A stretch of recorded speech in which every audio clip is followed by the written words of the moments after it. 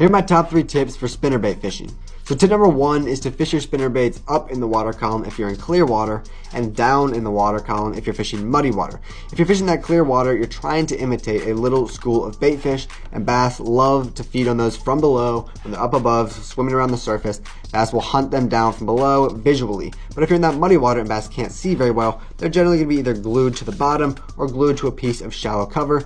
So when you're targeting those bass with a spinnerbait in muddy water, you either want to fish it low in the water column, down near the bottom where those bass are, or you just want to fish it up in that shallow cover. If you're fishing the shallow cover, the water column doesn't really matter because you're only in a couple feet of water anyway.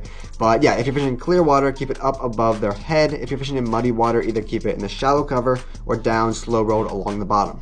Tip number 2 will also apply to your water clarities. In clear water, you want to fish these pretty fast. The reason is, if we're being honest, it doesn't look all that natural. You got a big metal arm and some blades that, if you get a good look at, really look nothing like bait fish.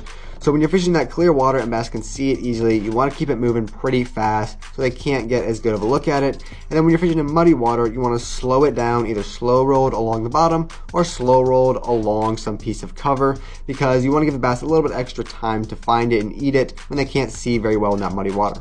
And then tip number 3 will be to either use a trailer hook or a trailer bait. These will both increase your hookup percentage. Of course, the trailer hook just gives you an extra hook back there in case they're nipping at the end or swiping at it or miss it a little bit.